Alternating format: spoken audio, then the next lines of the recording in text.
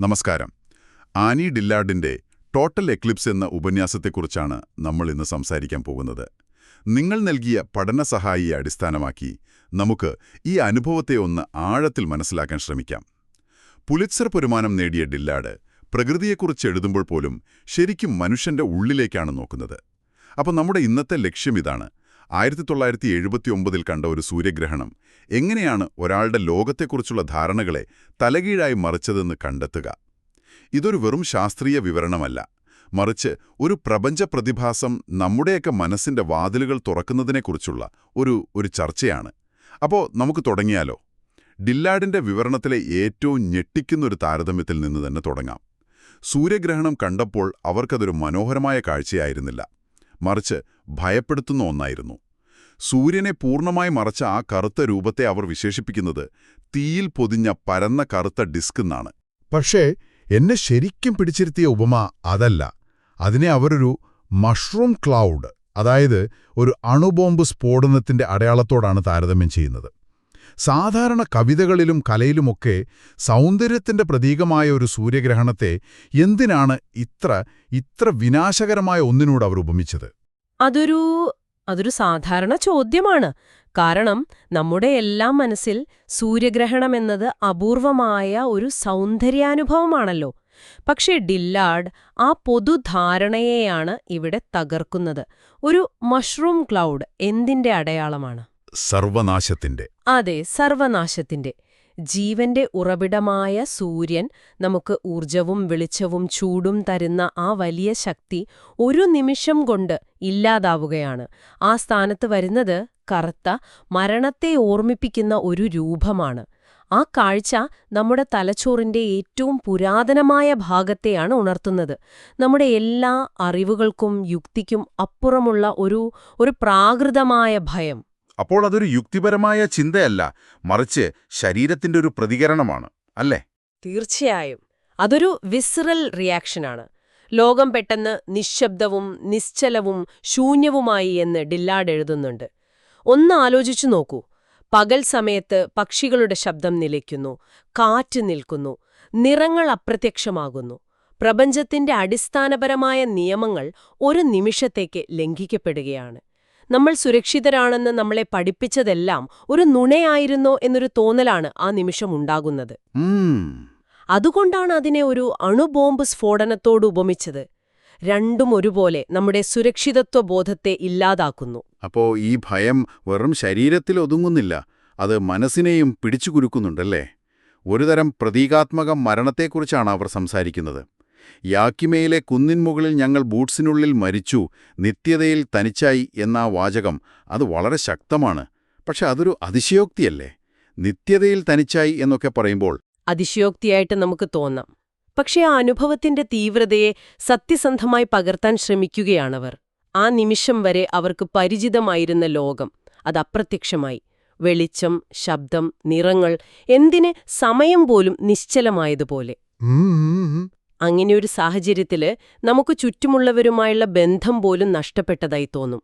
ഓരോരുത്തരും അവരവരുടെ ഭയത്തിൽ ഒറ്റപ്പെട്ടു പോകുന്ന ഒരവസ്ഥ. നിത്യതയിലെ ഒറ്റപ്പെടൽ എന്നത് ആ പരിപൂർണമായ ശൂന്യതയെയും ബന്ധമില്ലായ്മയെയും കുറിക്കാനാണ്. നമ്മുടെ യാഥാർത്ഥ്യം എത്ര ദുർബലമായ ഒന്നിനു മുകളിലാണ് കെട്ടിപ്പൊക്കിയിരിക്കുന്നത് എന്ന തിരിച്ചറിവാണ് ആ മരണം. ഇവിടെയാണ് എനിക്ക് ഒരാശയക്കുഴപ്പമാകുന്നത്. ഇത്രയും ഒറ്റപ്പെടുത്തുന്ന, ഓരോരുത്തരെയും അവരവരുടെ ഉള്ളിലേക്ക് ചുരുക്കുന്ന ഒരു അനുഭവത്തിൽ നിന്നുകൊണ്ട് എങ്ങനെയാണ് മനുഷ്യരെ തമ്മിൽ ബന്ധിപ്പിക്കുന്ന ഒരു ശക്തിയെപ്പറ്റി പറയാൻ കഴിയുന്നത്? ആ ഭയത്തിന്റെ അടിത്തട്ടിൽ മനുഷ്യർ തമ്മിലുള്ള കരുതലിന്റെ ഒരു യൂണിഫൈഡ് ഫീൽഡ് അഥവാ ഏകീകൃത ക്ഷേത്രം ഉണ്ടെന്നും അവർ പറയുന്നുണ്ടല്ലോ. ഈ രണ്ട് ആശയങ്ങളും പരസ്പരം വിരുദ്ധമല്ലേ? പ്രത്യക്ഷത്തിൽ അത് വിരുദ്ധമായി തോന്നാം. പക്ഷെ ഡില്ലാർഡിന്റെ ചിന്തയുടെ ആഴം നമ്മൾ കാണുന്നത് അവിടെയാണ്. നമുക്ക് ചുറ്റുമുള്ള നമ്മൾ കെട്ടിപ്പൊക്കിയ മതിലുകളെല്ലാം, നമ്മുടെ ജോലി, നമ്മുടെ സാമൂഹിക ബന്ധങ്ങൾ, നമ്മുടെ അഹംഭാവം, ഇതെല്ലാം ആ ഇരുട്ടിൽ അപ്രസക്തമാവുകയാണ്. ആ നിമിഷം, ആ ഭയാനകമായ നിമിഷത്തിൽ ഒരുപക്ഷെ ലോകം അവസാനിക്കാൻ പോവുകയാണെന്ന തോന്നലിൽ ബാക്കിയാകുന്നത് ഏറ്റവും അടിസ്ഥാനപരമായ കാര്യങ്ങളായിരിക്കും. പക്ഷെ അതൊരു സാധാരണ മനുഷ്യന്റെ പ്രതികരണമായിട്ട് തോന്നുന്നില്ല. അത്രയും ഭയന്നിരിക്കുമ്പോൾ മറ്റുള്ളവരുമായി ഒരു ആഴത്തിലുള്ള ബന്ധം അനുഭവപ്പെടുമോ? സ്വന്തം ജീവൻ രക്ഷിക്കാനല്ലേ നമ്മുടെ എല്ലാം ആദ്യത്തെ ചിന്ത? തീർച്ചയായും അതൊരു ബോധപൂർവമായ ചിന്തയല്ല. ഓ, നമുക്കെല്ലാവർക്കും തമ്മിലൊരു ബന്ധമുണ്ട് എന്ന് ചിന്തിക്കാനുള്ള സമയമോ സാഹചര്യമോ അല്ല അത്. മറിച്ച് അതൊരു തിരിച്ചറിവാണ്. ആ ഭയത്തിൽ എല്ലാവരും തുല്യരാണെന്ന തിരിച്ചറിവ്. ആ നിമിഷം അവിടെയുണ്ടായിരുന്ന അപരിചിതനായ ഒരാളുടെ കയ്യിൽ അവർ അറിയാതെ പിടിച്ചുപോയി എന്ന് ഡില്ലാർഡ് എഴുതുന്നുണ്ട്. അത് വാക്കുകൾക്കതീതമായൊരു ആശയവിനിമയമാണ്. നമ്മുടെ എല്ലാം ഉള്ളിന്റെ ഉള്ളിൽ എല്ലാത്തിനെയും മറികടക്കുന്ന ഒരു അടിസ്ഥാനപരമായ മനുഷ്യബന്ധം നിലനിൽക്കുന്നുണ്ട് എന്നതിന്റെ തെളിവാണത്. ആത്യന്തികമായ ഭയം വരുമ്പോ നമ്മൾ ഒറ്റയ്ക്കല്ല, നമ്മളെ ബന്ധിപ്പിക്കുന്നു എന്തോ ഒന്നുണ്ട് എന്നൊരു തോന്നൽ, അതൊരു പഠിച്ചെടുക്കുന്ന കാര്യമല്ല, അതവിടെ എപ്പോഴും ഉള്ള ഒന്നാണ്. ആ ഭയം അതിനെ വെളിപ്പെടുത്തിയെന്നു മാത്രം. ശരി. ഈ അനുഭവത്തിന്റെ തീവ്രതയെക്കുറിച്ച് സംസാരിക്കുമ്പോഴാണ് ഓർമ്മയുടെ കാര്യം വരുന്നത്. ഇത്രയും വലിയൊരു സംഭവം നമ്മൾ എങ്ങനെയാണ് ഓർക്കുക, അല്ലെങ്കിൽ രേഖപ്പെടുത്തുക? ടെലിസ്കോപ്പിലൂടെ എടുത്ത ഗ്രഹണത്തിന്റെ ഫോട്ടോകളെ അവർ പുച്ഛത്തോടെയാണ് കാണുന്നത്. സൂര്യന്റെ കൊറോണയെ ഭംഗിയുള്ള ചെറിയ ക്രിസ്മസ് കാർഡ് ചിത്രമെന്നാണ് അവർ വിശേഷിപ്പിക്കുന്നത്. എന്തുകൊണ്ടാണ് അവർക്ക് ആ ഫോട്ടോകളോട് ഇത്ര എതിർപ്പ്? അവ സാങ്കേതികമായി വളരെ മികച്ച ചിത്രങ്ങളായിരുന്നില്ലേ? അതെ, സാങ്കേതികമായി അവ മികച്ചതായിരിക്കാം. പക്ഷേ ഡില്ലാർഡിന്റെ പ്രശ്നമതല്ല. ആ ഫോട്ടോകൾ ഒരു ഭയാനകമായ പ്രപഞ്ചത്തെക്കുറിച്ചുള്ള നമ്മുടെ ധാരണകളെ മാറ്റിമറിച്ച ഒരനുഭവത്തെ ഒരു ചെറിയ മനോഹരമായ ചിത്രമാക്കി ചുരുക്കുന്നു. അത് സത്യത്തെ വളച്ചൊടിക്കുകയാണ്. ആ ചിത്രങ്ങൾ യാഥാർത്ഥ്യത്തെ പകർത്തുകയല്ല, മറിച്ച് അതിനെ മെരുങ്ങിയെടുക്കുകയാണ് ചെയ്യുന്നത്. അപ്പോൾ അവർ പറയുന്നത് ഫോട്ടോകൾ ആ അനുഭവത്തെ ചെറുതാക്കുന്നു, അതിന്റെ ഭീകരതയെ ഇല്ലാതാക്കി അതിനെ സുരക്ഷിതമാക്കുന്നു എന്നാണോ? കൃത്യമായി പറഞ്ഞാൽ അതുതന്നെ. ആ ഫോട്ടോ കാണുന്ന ഒരാൾക്ക് അതിന്റെ പിന്നിലെ ഭയമോ നിശ്ശബ്ദതയോ അല്ലെങ്കിൽ ആ പ്രതീകാത്മക മരണമോ അനുഭവിക്കാൻ കഴിയില്ല. പക്ഷെ ഇവിടെയാണ് ഡില്ലാർഡ് നമ്മളെ ശരിക്കും പിടിച്ചുകുലുക്കുന്നത്. എങ്ങനെ? അവർ പറയുന്നത് ഫോട്ടോകൾ മാത്രമല്ല, നമ്മുടെ സ്വന്തം ഓർമ്മകൾ പോലും ഇതേ ചതി ചെയ്യുന്നുണ്ട് എന്നാണ്. ഓർമ്മകളോ? അതെ, നമ്മുടെ ഓർമ്മകൾ പോലും ആ അനുഭവത്തെ ഒരു ക്രിസ്മസ് കാർഡ് ചിത്രമാക്കി മാറ്റുന്നു. അതെ, അത് വളരെ ശക്തമായ ഒരു വാദമാണ്. തീർച്ചയായും. ഇത് നിങ്ങൾക്ക് വ്യക്തിപരമായി ബന്ധപ്പെടുത്താൻ കഴിയുന്ന ഒന്നാണ്. നിങ്ങളുടെ ജീവിതത്തിലെ ഏറ്റവും തീവ്രമായൊരു അനുഭവം ഓർത്തുനോക്കൂ. അത് നിങ്ങളുടെ വിവാഹമോ ഒരു കുട്ടിയുടെ ജനനമോ അല്ലെങ്കിൽ പ്രിയപ്പെട്ട ഒരാളുടെ മരണമോ ആകട്ടെ. ആ ഓർമ്മയ്ക്ക് ആ യഥാർത്ഥ സംഭവത്തിന്റെ അത്രയും തീവ്രതയുണ്ടോ? ഇല്ല. കാലം കഴിയുന്തോറും അത് മങ്ങിപ്പോവും. അതെ, അതിന്റെ മൂർച്ച കുറയും. നമ്മൾ അതിനെക്കുറിച്ച് മറ്റുള്ളവരോട് പറയുമ്പോൾ നമ്മൾ ആ കഥയെ ചെറുതാക്കുകയും ലളിതമാക്കുകയും ചെയ്യും. അപ്പോൾ ഡില്ലാർഡ് പറയുന്നത് നമ്മുടെ ഓർമ്മകൾ പോലും നമ്മളോട് ഒരു തരത്തിൽ കള്ളം പറയുകയാണ് എന്നാണ്. അവ യഥാർത്ഥ അനുഭവത്തിന്റെ വെറും നിഴലുകൾ മാത്രമാണ്. അപ്പൊ ഇതിൽ നിന്നൊക്കെ നമ്മൾ എന്താണ് മനസ്സിലാക്കേണ്ടത്? അനുഭവം മാത്രമാണ് സത്യം. അതിന്റെ ഫോട്ടോകളോ ഓർമ്മക്കുറിപ്പുകളോ പോലുള്ള രേഖപ്പെടുത്തലുകൾക്ക് ഒരു വിലയുമില്ല എന്നാണോ അവർ പറയുന്നത്? അത് കുറച്ച് കടന്ന കൈയല്ലേ? കാരണം നമ്മുടെ ഓർമ്മകളല്ലേ നമ്മളെ നമ്മളാക്കുന്നത്. വിലയില്ല എന്നല്ല, മറിച്ച് അവ അപൂർണമാണ്. അവയ്ക്ക് ആ അനുഭവത്തിന്റെ ആത്മാവിനെ പിടിച്ചെടുക്കാൻ കഴിയില്ല എന്നാണ് ഡില്ലാർഡ് വാദിക്കുന്നത്. നമ്മൾ പലപ്പോഴും ഓർമ്മകളിലും ഫോട്ടോകളിലും ജീവിക്കാൻ ശ്രമിക്കും. ആ നല്ല കാലം എന്നു പറഞ്ഞ് നമ്മൾ പഴയ ഫോട്ടോ ആൽബം മറിച്ചു നോക്കും. പക്ഷെ ആ നിമിഷം, ആ അനുഭവം, ആ തിരിച്ചറിവ്, അതായിരുന്നു സത്യം. കാരണം ആ നിമിഷം മാത്രമേ യഥാർത്ഥമായിട്ടുള്ളൂ. ശരിയാണ്. ഇനി നമുക്ക് ഗ്രഹണത്തിന്റെ അവസാനത്തെ ചിത്രത്തിലേക്ക് വരാം. സൂര്യൻ വീണ്ടും പുറത്തുവരുന്നതിന് തൊട്ടുമുമ്പുള്ള കാഴ്ച. സൂര്യന്റെ കൊറോണയുടെ ആ പ്രകാശവലയത്തിന്റെ വെളുത്ത രൂപം മനോഹരവും എന്നാൽ പരിഹാസ്യവും ബലഹീനവും ഉപയോഗശൂന്യവുമായി ഡില്ലാർഡിന് തോന്നി. ഭൂമിയിൽ ജീവൻ നിലനിർത്താൻ കഴിയാത്തത്ര ചെറുതും തണുത്തതുമായത് കാണപ്പെട്ടു. ജീവന്റെ ഉറവിടമായ സൂര്യൻ ഇത്ര ദുർബലനായി കാണപ്പെട്ടത് എന്ത് ചിന്തയായിരിക്കും അവരിലുണ്ടാക്കിയത്? അത് ആ യാത്രയുടെ ഒരു ക്ലൈമാക്സ് ആണ്. സൂര്യൻ എന്ന മഹാശക്തിയുടെ യഥാർത്ഥ രൂപം കണ്ടതിനു ശേഷം അതിന്റെ പുറമോടി മാത്രമായ കൊറോണയെ കാണുമ്പോൾ അത് വളരെ നിസാരമായി തോന്നിപ്പോയി. അത് പ്രപഞ്ചത്തിന്റെ ഒരു വലിയ സത്യത്തിലേക്കാണ് വിരൽ ചൂണ്ടുന്നത്.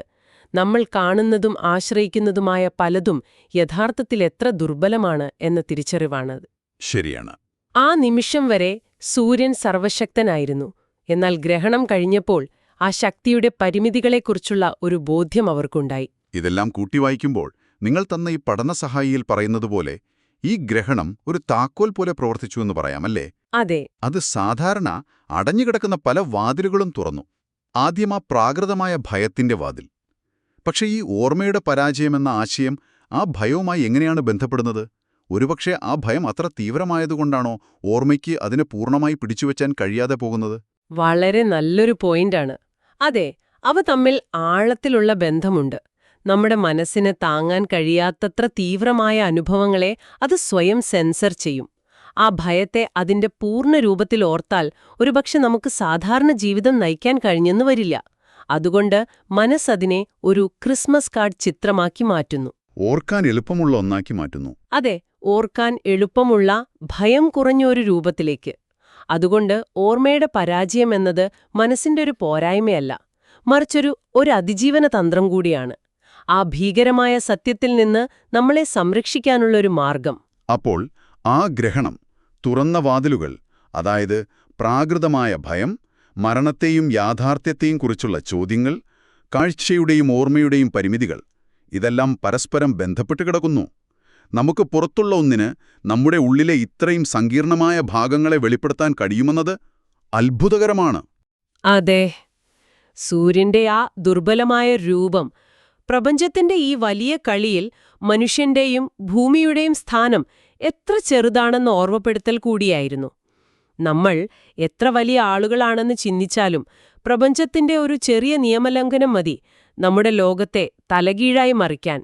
അപ്പോൾ സൂര്യനെ ഒരു മഷ്റൂം ക്ലൗഡായി കണ്ട ഞെട്ടലിൽ നിന്ന് തുടങ്ങി പ്രതീകാത്മകമായ മരണത്തിലൂടെയും മനുഷ്യബന്ധത്തിന്റെ അടിസ്ഥാനത്തെക്കുറിച്ചുള്ള തിരിച്ചറിവിലൂടെയും പിന്നെ ഓർമ്മയുടെ പോരായ്മകളെക്കുറിച്ചുള്ള ചിന്തയിലൂടെയുമെല്ലാമുള്ള ഒരു യാത്രയായിരുന്നു ഇത്.